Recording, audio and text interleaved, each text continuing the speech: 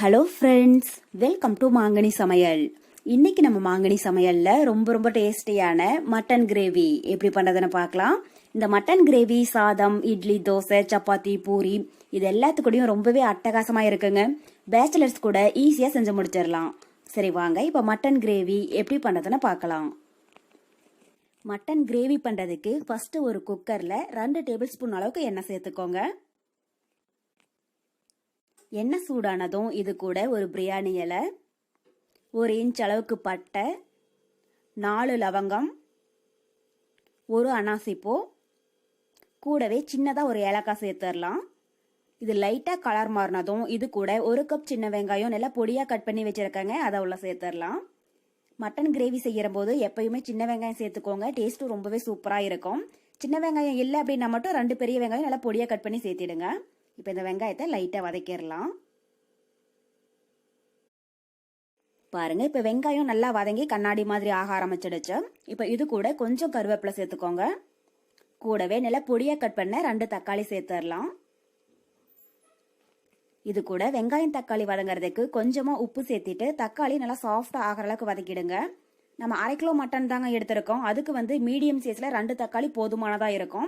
அதிகமாக சேர்த்துனீங்கன்னா நமக்கு கிரேவி லைட்டாக புளிக்கிற மாதிரி ஆகிடும். அதனால கரெக்டாக 2 தக்காளி சேர்த்துனீங்கனாலே போதும். பாருங்க, இப்போ வெங்காயம் தக்காளி நல்லா வதங்கி சாஃப்டாக ஆக ஆரம்பிச்சிடுச்சு. இப்போ இது கூட 1 டேபிள் ஸ்பூன் இஞ்சி பூண்டு விழுது சேர்த்திட்டு அதனுடைய பச்சை ஸ்மெல் போகிற அளவுக்கு நல்லா வதக்கிடுங்க.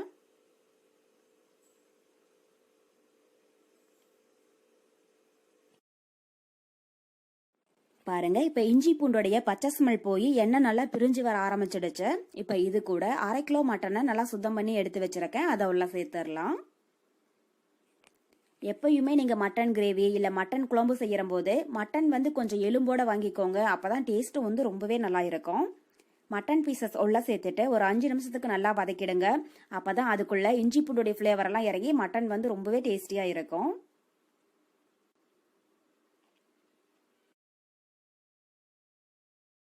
பாருங்க, இப்ப மட்டன் பீசஸ் எல்லாம் இஞ்சி பூண்டு விழுதோட நல்லா வதங்கி எண்ணெய் பிரிஞ்சு வர ஆரம்பிச்சிடுச்சுங்க.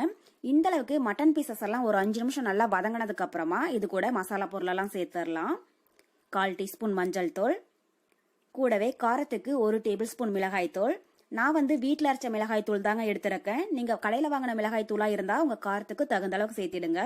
இது கூட 1 டேபிள் ஸ்பூன் தனியா தூள், அப்புறம் 1/2 டீஸ்பூன் கரம் மசாலா.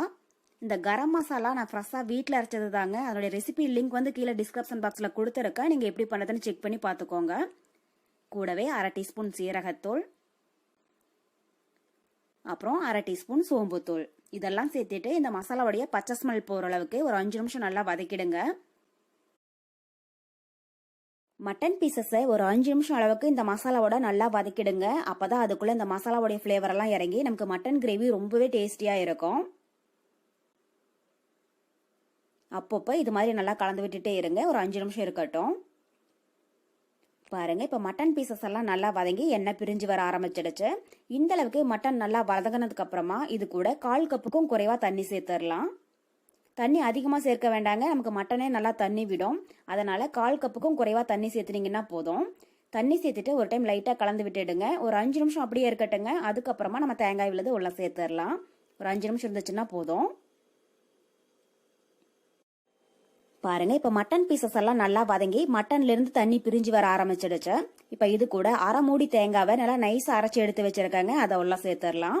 கூடவே கிரேவிக்கு தேவையான அளவு தண்ணி சேர்த்துட்டு ஒரு டைம் லைட்டா கலந்து விட்டுடுங்க.